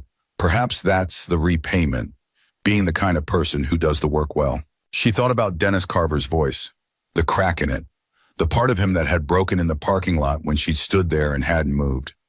She thought about the possibility, not certainty, not even probability, but possibility that something in that moment had shifted for him the way it had shifted for her. That moments of that kind sent ripples that you never fully tracked, that reached shores you never saw. She finished her coffee. She rinsed the cup. She wiped down the counter one final time. This counter she'd been wiping for 8 months at 3 cents per linear foot, give or take, and she looked at it for a moment with something that was not sentimentality, but was in the same general neighborhood. The morning staff came in. Sarah, who was 24 and efficient and always showed up 3 minutes early, which Emma had always respected. Sarah looked at Emma's face when she came through the door and said, "You look different." "Do I?" "Yeah." Sarah tied on her apron. "Good different, like you slept." "I haven't slept yet," Emma said. "I'll sleep in 4 hours." "Whatever it is, it's something," Sarah said, moving to the coffee station. "You want a cup for the road?" "Please," Emma said. She took the coffee. She said goodbye to Hank, who came to the kitchen door and actually came through it, which he almost never did. Stood in the doorway of the kitchen in his apron and nodded at her. Once the nod. That meant everything. The nod had meant the entire 8 months. She went out to her car. She sat in it for a moment before starting it. The morning was beginning, the sky going lighter by increments in the east. The highway carrying its first tentative early traffic, the world assembling itself back into the daytime version of its life. She started the car. The brakes, when she reversed out of the lot, responded exactly as Ruben had said they would: immediate, uncertain, and clean, like something recalibrated to its proper function. She drove home. She didn't do the math. For the first time in longer than she could accurately remember, she drove the 20 minutes home, and she did not once run the numbers. She drove and she drank the coffee Sarah had made her, and she watched the road opening up ahead of her in the early light, and she felt underneath everything, underneath the tiredness, in the specific ache of a long shift, in the strange crowded fullness of a week that had rearranged itself into something unrecognizable. She felt the particular quiet of a person who has put something down. Not forever. She understood things well enough to know that. The math would come back. Life would require it. There would be other Fridays and other calculations and other moments when the floor felt thin beneath her feet. But not today. Today she drove home in a car with working brakes, with a job starting in 2 weeks, with a card in her wallet from a woman who had looked at her in 3 hours and seen something worth investing in, and she drove through the early light and she didn't do the math, and it was the most restful 20 minutes she could remember. She got home. She took off her shoes at the door. She lay down on her bed in her work clothes. She was asleep in 4 minutes. She did not dream about the math. She dreamed about the highway, the long dark stretch of it, in a single headlight, cutting through the black moving east, carrying its rider toward whatever old things were waiting to finally be set down. She heard them before she saw them. She was in the kitchen of her apartment on a Thursday afternoon, 11 days into her 2-week notice, at the Starlight, eating a bowl of soup she'd actually made from scratch, because she now had daytime hours, in the strange luxury of cooking something before work rather than eating whatever Hank slid through the window at 2 in the morning. She was eating her soup and reading the employee handbook Della's HR person had emailed her, which was thorough and professionally written, and made the nonprofit feel real in a way that she still occasionally needed it to feel when the sound started. Low, rolling, the kind of sound that built from a vibration in the floor before it became something audible. Not one engine, many. She set down the handbook. She set down the spoon. She walked to her window and looked down at the street and felt her breath leave her body in one long, involuntary exhale. There were motorcycles as far as she could see in both directions. Not 10, not 20. She counted fast and lost count past 30 and gave up counting. They were filling the street in a controlled, deliberate procession, pulling to the curb in a sequence that had the organized quality of something planned. Every rider wore a cut. Every cut had the same top rocker. The death's head was everywhere she looked. The Hells Angels had come to her apartment block. Her phone buzzed. "Grizzly, come downstairs." She stared at the text. She looked out the window. She looked at the text again. She put on her shoes. She went downstairs. The lobby door opened onto the street, and the street was something she had no existing frame for. The motorcycles were parked along both curbs for the length of the block, and the riders had dismounted and they were standing in the particular way of a group that had arrived with intent, not aggressive, not loud, but present in a way that was its own kind of force. Neighbors were at windows. A woman 2 doors down had come out onto her stoop and stopped with her hand on the railing, not going back inside but not coming further either. A kid on a bike at the corner was standing with both feet on the ground staring. Grizzly was at the base of her building steps. Della was beside him.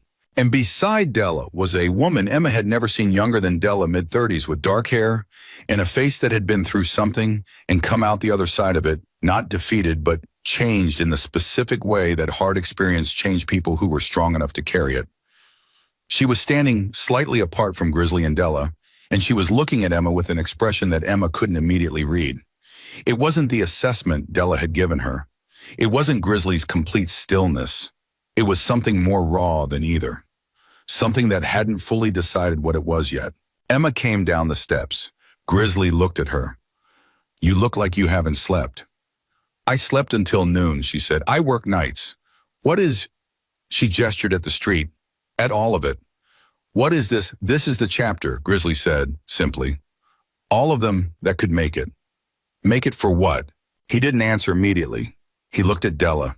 Della looked at the woman beside her, something passing between them. The woman took a breath. Emma heard it, saw the chest rise and the deliberate steadying of it, and she took 2 steps toward Emma.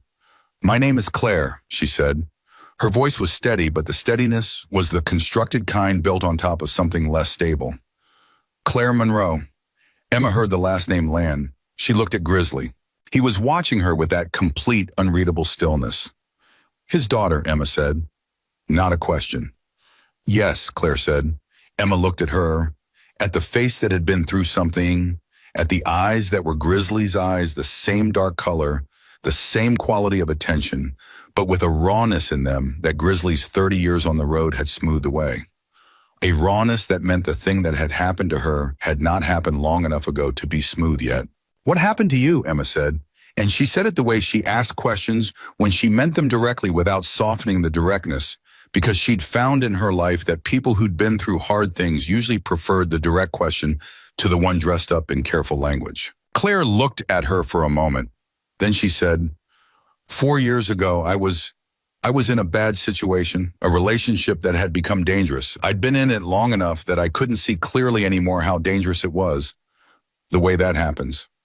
She held Emma's eyes. "Someone intervened. A woman I didn't know. She saw something at a gas station, a situation that probably looked ambiguous from the outside, and she got involved. She called people. She stayed with me until those people came." Claire paused. Her jaw tightened and released. "She didn't know me. She had nothing to gain from it. She did it because it was wrong to stand by." The phrase landed on Emma like a hand placed flat on the chest. It was wrong to stand by. She'd said those words to herself in a parking lot. She'd said them without knowing they'd been said before in different circumstances by someone else who'd reached the same conclusion. "She saved my life," Claire said. "And by the time I was safe enough, stable enough to go back and find her to thank her, she'd moved. We couldn't locate her." She stopped. "My father has been trying to find her for 3 years. He hasn't been able to." Emma looked at Grizzly. His face had done something she hadn't seen it do. The stillness was still there, but underneath it, or maybe through it, something else, something that had the quality of weight that had been carried a long time. He was looking at the sidewalk. He was breathing carefully. "You've been carrying that," Emma said. "Every day," he said, without looking up. His voice was lower than usual. "Every day for 4 years, I've carried the fact that someone saved my daughter, and I never got to. I was not able to." He stopped, started again more carefully. "A man like me is supposed to be able to handle things, protect the people he loves, and someone else had to do it because I wasn't there. And then I couldn't even give that person the thing they deserved. I couldn't even say thank you." The street was very quiet. All those men behind him, all those motorcycles, all that presence. And the street was quiet with the specific quality of people who were giving a moment its space. Emma felt the full shape of it settle into her understanding. Not gradually, but all at once, the way understanding sometimes arrive complete and sudden. The night rides, the old things with nowhere to put them down, the envelope with $430. The way he'd looked at her in the parking lot after the fight, not with gratitude, but with something more complex, something that was trying to recognize a thing it had been looking for. When you came into the diner that night, she said slowly, you were, I ride when I can't stop thinking, he said. I've been riding a lot of nights in the last 4 years. He finally looked up. His eyes, when they met hers, had the rawness in them that Claire's had, the same family rawness, worn differently, worn longer, worn smooth on the surface, but still there underneath. That night I stopped because the diner was there and I was tired and I needed coffee and I needed to sit somewhere human for an hour. A pause. And then you went out that door. Emma looked at the sidewalk. She looked at her hands. She was running through the architecture of the last 11 days. The envelope, the break, Stella, the job, the phone call from Dennis Carver at 3 a.m. And she was seeing it differently now, seeing it from the outside, seeing it the way you saw a structure when you finally got far enough back to take in the whole shape. The job, she said, looking at Della, that was real, Della said firmly. The position was real and open, and you are the right person for it regardless of any of this. I need you to know that. But you knew, Emma said. When Grizzly told you, you knew what it meant to him. Della held her eyes. I knew, she said. And yes, both things are true at the same time. The job is real, and you earned it on your own terms. And Grizzly needed to do something, and the only thing that ever really satisfies that need is something that matters. She paused. You let us do something that mattered. That's not charity. That's an exchange between people. Emma stood on the sidewalk outside her apartment building, in the middle of 30-something parked motorcycles, and she held everything, the weight of the last 11 days, the weight of what Claire had told her, the weight of Grizzly's 4 years of carrying something he couldn't put down, and she breathed through it. Then she looked at Claire. I'm glad you're here, she said. I'm glad you're safe. Claire pressed her lips together. Her eyes were bright. She nodded once the way people nodded when speaking would cost them more than they wanted to spend in public. I wanted to meet you, Claire said when she could. I needed to see the kind of person who, she stopped. My father has been describing you for 11 days. I needed to see if the description was accurate. Is it? Claire almost smiled. It was Grizzly's almost smile, the same tucked warmth worn on a younger face. He said you argued with him about the money. I did. He said you told him you needed what you did to stay what it was. I did. He said, Claire continued quieter, that you reminded him that people still chose courage without calculating the return first. She paused. He hadn't believed that was still a real thing. He thought after 4 years, he thought maybe he'd started seeing the world too dark. That maybe nobody actually did things anymore without working out what was in it for them first. She looked at Emma steadily. You proved him wrong, and that mattered more than you know. Emma looked at Grizzly. He was looking at Claire with the expression of a father watching his daughter sing out loud the thing he hadn't been able to, was something that might have been gratitude, might have been relief, might have been the specific piece of a burden being redistributed from one set of shoulders to several. There's something else, Della said. Emma looked at her. Della reached into her jacket and took out an envelope.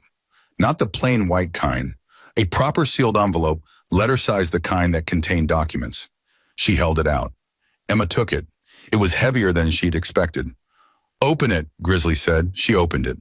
There were several pages inside, and she pulled them out and read them with the careful parsing attention she applied to things she needed to fully understand before she reacted to them. She read the first page twice. She read the second page once and then looked up. This is a lease, she said. Yes, Della said. For an apartment. For your apartment, Della said. The building on Meridian. You've been there 8 months. I know where I live, Emma said. She looked at the document. This says 36 months prepaid. Yes, Emma looked at Grizzly. 3 years, he said. So the Friday math stops.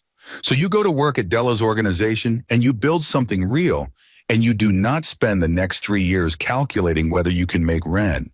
He paused. You just live. For 3 years, you just live. Emma's hands tightened on the documents. She felt her jaw set. She felt the deep, familiar resistance, the load-bearing pride the identity built on handling things rise in her chest like a reflex. She opened her mouth. Don't, Claire said. Emma looked at her. Claire's voice was not unkind, but it had steel in it, The steel of someone who had learned something hard and was not going to let someone else delay learning it. Don't do what you're about to do. I know what you're about to do because I would do the same thing and it is the wrong thing. She stepped closer. 4 years ago, someone helped me without calculating the cost. I fought it. I told her I couldn't accept it. I told her it was too much. And she looked at me and she said, Claire's voice caught. She steadied. She said, you not taking this doesn't make you stronger. It just makes you alone. And she was right. The street was so quiet, Emma could hear her own heartbeat. She looked at the lease in her hands. 3 years, 36 months of rent that wasn't math she had to run. 36 months of getting this up in the morning and going to a job she could feel it already going to love, without the weight of the Friday calculation pressing down on everything else. She thought about what Hank had said. Someone reached in and grabbed the bottom of the spiral and held it. She thought about what Della had said, that taking care from other people doesn't subtract from who you are. She thought about the highway dream, the single headlight, moving east, carrying old things towards somewhere they might finally be set down. She looked at Grizzly. The woman who helped Claire, she said. You never found her. No, he said. So this is what I would have done for her, he said. If I'd found her, if I hadn't arrived too late to try. His voice was level, decided. I'm not going to arrive too late again. Emma held the lease against her chest with both hands. She thought about the parking lot, the bar, the cold air, the 2 seconds in which she'd made a decision she hadn't had time to fully think through, the decision made before the numbers arrived. She thought about how she'd gone back inside and sat at the counter and thought, this is my life, without bitterness. Just the fact of things. The fact of things was different now. There's one more thing, Della said in her efficient way, that meant the one more thing was significant. Emma looked up. The organization, Della said, my organization. We have a board of directors. We have 6 seats and one has been vacant for 8 months. We lost a member who relocated and haven't filled the position. She paused. At the end of your first year, if the fit is right, I'd like you to consider the board seat. Emma stared at her. You'd be voting on program direction, budget allocation, hiring at the leadership level, Della said. It's work, not ceremony. I don't do ceremonial. She held Emma's eyes. But I need people on that board who understand what it costs to need help, who understand it from the inside rather than from a comfortable distance, who won't let the organization drift away from the people it's supposed to serve. A pause. I've been looking for that person for 8 months. Emma looked at the documents in her hands. The lease, the weight of them, the 36 months, the job that started Monday, the board seat at the end of a year, the full architecture of a life that looked from where she was standing, nothing like the life she'd been running calculations against 11 days ago. She thought about a woman in a gas station 4 years ago who'd seen something and gotten involved, who hadn't stood by, who'd moved away before anyone could find her again, never knowing that the things she'd done had echoed forward through Claire's survival, through Grizzly's 4 years of riding dark highways, looking for a place to put the weight down through a night in a diner on Route 9, through a parking lot in a metal bar, and a woman who said it was wrong to stand by. She thought about ripples, about shores you never saw. Yes, she said. To all of it, to the lease and the board seat, and the full terrifying weight of a future that was wider than the one she'd been living in. She said it the way she'd said yes to Della's job offer, cleanly, directly, without the excess that would have diminished it. Yes. Grizzly exhaled, not loudly, just settled. The exhale of something that had been held a long time, releasing in small degrees. Claire made a sound that as she covered quickly with her hand, and Emma looked at her and saw that her eyes were full, not spilling, just full, the way eyes looked when something long tensed had finally resolved. Della simply nodded, one nod, decided. From behind them, from the assembled rows of motorcycles and their riders, something moved, a sound low and collective, not a cheer, not a shout, but a kind of acknowledgement that traveled through the group, the way acknowledgement traveled through groups of people who'd ridden hard miles together and understood the weight of things that took a long time to arrive. Emma stood in the middle of it with the lease against her chest, and she looked at these people. This chapter, these riders, these men who had shown up on a Thursday afternoon to a waitress's apartment block because their president had asked them to, and because what he'd told them about why, was apparently enough, and she felt something she could not have named at the beginning of any of the previous 11 days. It was not rescue. She needed it to not be rescue. It was not rescue because rescue implied helplessness. And she was not helpless. She was a woman who had handled things for 14 years and would go on handling things, who'd be good at Della's job, who'd earn the board seat on its merits, who'd pay back what she decided needed paying back in the currency that actually settled debts between people of conscience, which was not always money. What it was this: it was the end of being alone in the handling. It was the discovery, late hard-won real, that you could handle things and also let people stand beside you while you did, that those were not opposing truths. That the bar you picked up in the dark was still yours, still came from something in you that was worth something, and that what happened after you swung it was allowed to be larger than what you'd calculated when you reached for it. She looked at Grizzly. He was watching her. The stillness was there, but it was different now. Lighter in some structural way, the way a room changed when you opened a window that had been painted shut for years, and the air moved again. I don't know how to do this gracefully, she said. Accepting this, any of it. I wasn't built for this part. Nobody is, he said. That's not a character flaw. That's just what it costs to be the kind of person who goes out the door instead of staying inside. She looked at him for a long moment. Thank you, she said, not with excess, not with the weight of apology for receiving, just directly fully the way she gave real things. He nodded. Once. The way Della nodded, finished, decided, complete. Get some sleep before your shift, he said. She laughed. It came out the same way the laugh in the diner had come out, small and real and slightly startled. I work in 9 hours. I know, he said. Sleep. She looked at Claire. Claire looked back at her with those bright, full eyes and said quietly, just for Emma, thank you for going out that door. For whatever it's worth from someone who knows what it means when someone goes out the door. It was worth everything. Emma didn't say that. She held it. She held out her hand. Claire took it. They shook hands the way people shook hands, when the handshake was carrying more than handshakes were designed for, and both people knew it, and neither needed to say so. Della had already produced a business card for her HR person that Emma definitely already had, and pressed it into her hand anyway because Della experienced idle moments as inefficiencies to be resolved. Monday, Della said, 8 o'clock. Don't be late. I won't. I know you won't, Della said. I'm saying it anyway because I say it to everyone and I intend to maintain consistency. Emma went back up the steps. At the door she turned. Grizzly was already moving toward his bike. The riders around him were beginning the choreography of departure, slow, organized the way they'd arrived. The sound was starting again, the low building roll of it, the vibration in the ground moving up through her feet. He looked back at her once. She raised her hand. He lifted his chin. The nod that wasn't a nod, the acknowledgement of people who understood each other across the particular distance of very different lives that had briefly, significantly intersected.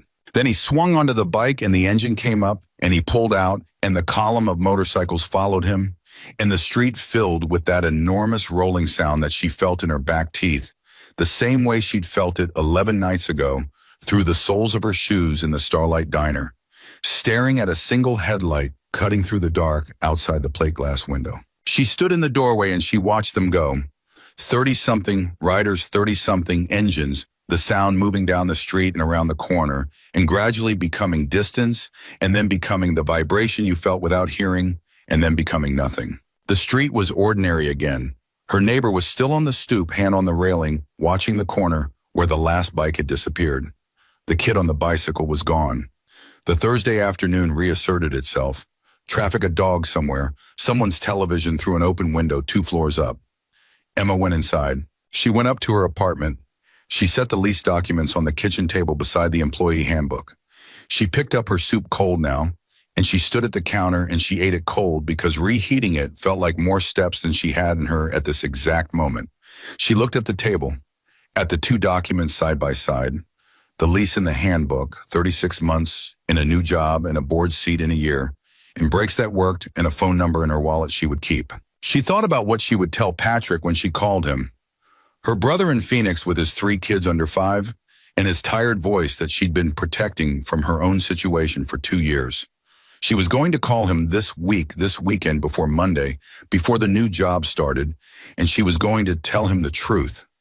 Not the managed version, the real version, including the hard parts that had come before the good parts, because he deserved the real version, and she'd been withholding it out of a protectiveness that was also a kind of distance, and she was done with the particular distances she'd been maintaining. She was done with a lot of particular distances. She washed her bowl, she dried it, she set it in the cabinet, she went to her bedroom and she set an alarm for 8 p.m., and she laid down on her bed and she looked at the ceiling, at the Ohio-shaped water stain that had presided over so many of the Friday calculations, and she thought I should get that fixed.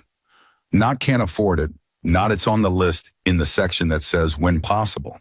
I should get that fixed. The difference between those two sentences was she thought the whole distance between the life she'd been living and the life that was beginning. She closed her eyes. Outside, the street was quiet. The Thursday afternoon moved through its hours in the ordinary way of Thursday afternoons, unhurried, unremarkable, full of the small and necessary business of lives being lived. Inside, Emma Carter slept without calculations, and when she woke, she went to work, and she was not afraid of Friday.